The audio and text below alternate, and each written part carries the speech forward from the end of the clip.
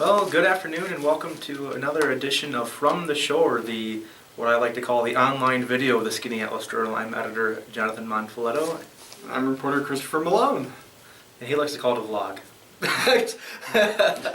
We need to come up with some different jokes, I guess.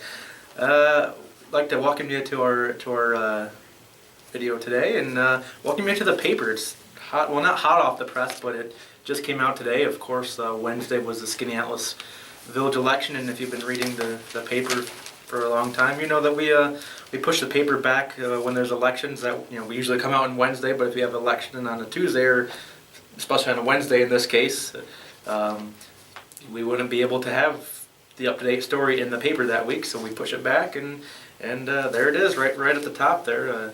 Sue Dove elected to the Skaneateles Village Board of Trustees, and Jim Lanning re-elected to his seat. And it's also the first day of spring. I know, finally.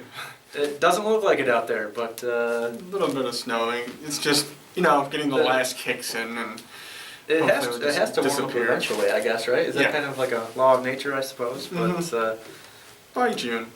By June, yeah. Maybe by the time June rolls around and graduation, maybe they'll be doing the polar plunge for graduating. Who knows? Exactly. Well.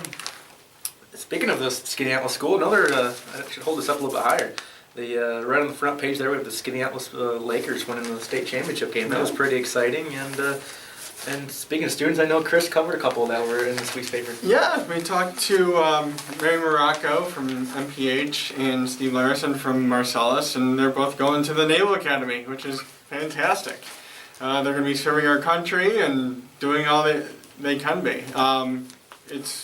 They're definitely fascinating kids, and it's funny to see two of them, and they're both working at the Chocolate Pizza Company, which I went there on Tuesday. It was a great experience. Ryan was cool to talk to. He's only 26. He's my age, which was kind of, I thought was pretty neat. And actually, they're getting ready to, I think I told you this, they're getting ready to expand, actually. They're going to build a new building out on Lee Mulroy Road. Ryan said it's just a matter of they need a bigger space. Their business is expanding, which is obviously a fantastic thing, and they need more space for production and for retail. And I did get to try some of the chocolate pizza, and it was a great experience. Look for that. That story will be online soon, and will be in next week's paper, hopefully. And unfortunately, where businesses expand, some of them have to unfortunately close.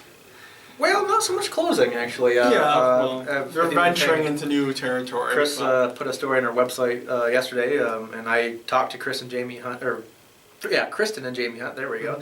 Apologize for that if you guys are watching, and even if you aren't, I still apologize. But yeah, they are. Ironically enough, I just interviewed them back in January. Getting ready for their 10th year, they were really excited. Yeah.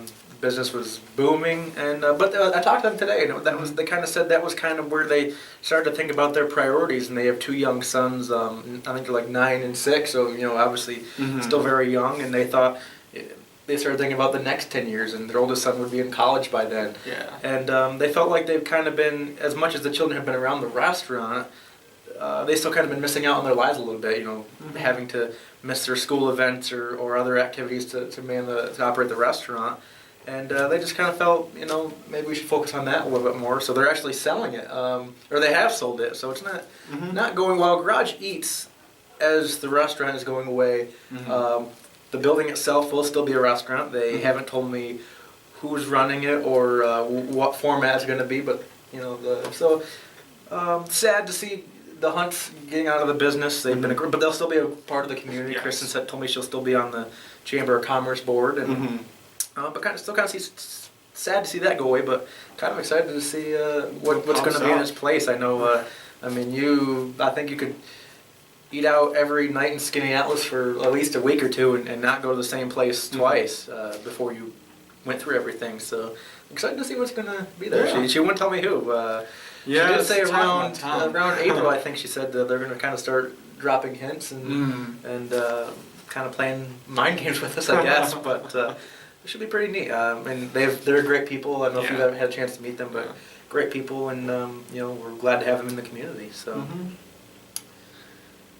what else we got going on next week? Next week. There's Marcellus Town Board, Marcellus Village Board, and Spafford Town Board. And Skaneateles Village Board next week with still with Stu Jones on the board. Like I said, kind of the downside, and I say that because I've known Stu Jones for a while, and I do think highly of her. With Sue Dove getting on the board, which is equally exciting, Sue Jones comes off the board, so I think this will be her last meeting or one of her last meetings. But yeah, what do they have going on in Marcellus and Spafford? Right now it's about getting covered as far as, well, Spafford has their truck and highway department issues, and the main thing in the town of Marcellus is the sewage. They're going through like the sewage water plan to get it to the state and make sure everything's up to par as far as the environment goes, and they were supposed to get the whole packet done and the procedure done by April 1st. There was doubts at the beginning of the month, well, actually at the beginning of February, but everything seems to be right on track right now. Yeah, So sounds like they've really, that story ethics is actually already online, and yeah, it does sound like they've made some good progress there, and they should be able to make the deadline, which is excellent. Mm-hmm. And they have a lot of doers on their board. Doers, that's a good word. I like yeah, that. they sign things to people and they get it done, and then within a couple of weeks it's resolved. If that. Good. Yeah. Good. That's great. Well, yeah, that's all we that's how got we to talk about. I'll go back to watching my March Madness bracket crumble. I picked Georgia to win yesterday. I had that upset, and then it's all been downhill since there. But I was looking at the results. We're actually, to let people at home know what we're talking about, we have obviously everyone knows what March Madness is, but we have a pool at work where we each fill out a bracket. There's about 20 of us, a little more involved, and then you guys actually at the top right now. Yeah, but I'm not going to hold my breath. Anything can happen, so it's fair game. So. And of course, if anything does happen, likely you'll find it on Skaneatelesjournal.com. And you can follow us on Twitter at scan_Monfiletto. Scan_Malone. All right. We thank you for watching, and hope you have a great weekend.